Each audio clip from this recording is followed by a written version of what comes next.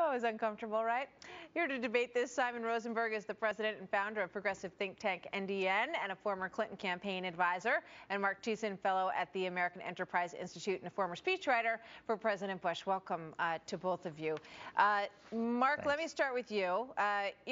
This has a lot of people scratching their heads. Are you kidding me? If you work in a bike shop, I think most people were picturing, windmills, solar panels, that kind of thing. That's what I think most people considered green jobs.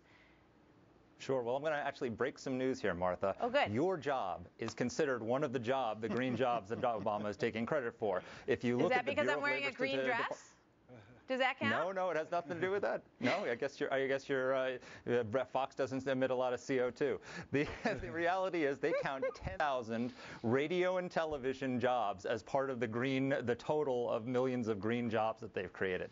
Look, the reality is they're desperate to call anything they can a green job because they've got to justify all of this green energy spending that they've done and prove that it wasn't a complete waste. And the reality, there's two problems with that. One, most of the jobs they cited from your job, and I don't think Simon or I or you have gotten any green energy grants from Obama to do our jobs here.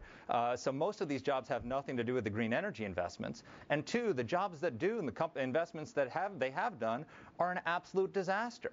Obama promised 5 million on the campaign trail in 2008. He promised to create 5 million jobs by investing in companies like Solyndra. Okay? When they did that Energy Department loan grant program, the Washington Post looked at it. They spent $39 billion on that program, $39 billion. All right. And according to the Washington Post, 3,500 jobs created. Wow. That's the Obama green energy legacy. We're chuckling, and of course the exchange is kind of funny, but those numbers aren't funny at all, Simon. Well, the truth is that the clean energy sector in America is growing very rapidly. We've seen a doubling of capacity in the clean energy sector just in the last few years.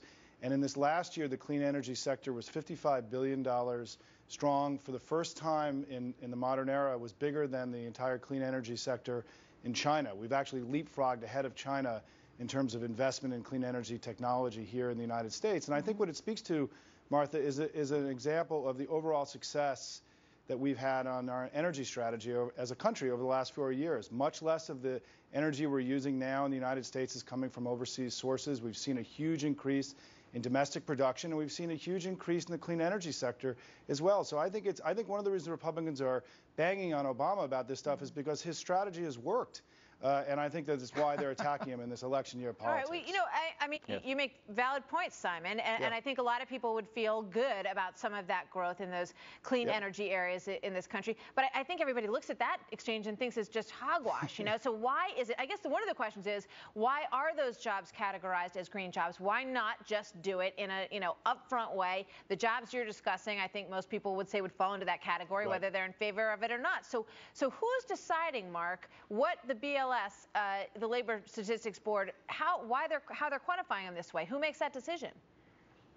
I think the BLS does, and they've just taken anything that could be remotely related to green energy and thrown it in there. And what they've come up with is a statistic that is absolutely meaningless in terms of quantifying how we're doing and how Obama's investments are doing. But again, if you look at that green energy program that they created, they spent $39 billion investing in companies like Solyndra. Obama promised 5 million jobs. It's created 3,545 jobs. That is 11 million taxpayer dollars per job. So, Simon, the question becomes, is this window dressing? Is the administration trying to window dress this by grouping in all these silly descriptions of these jobs? Sure. And it doesn't really matter. A job is a job, isn't it?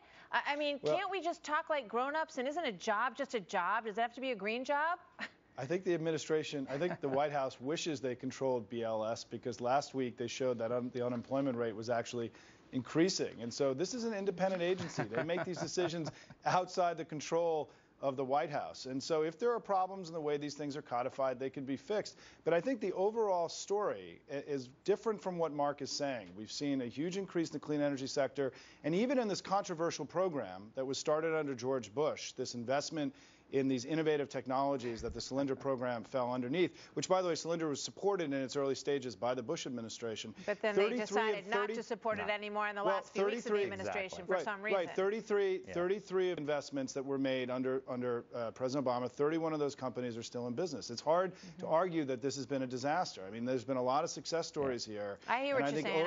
I think people just want the silliness to be gone, and they want it, you know, they want it to make sense in terms of the definition, because everybody who works in a bike shop, and apparently me as well, Martha, let's agree that we should fix this together.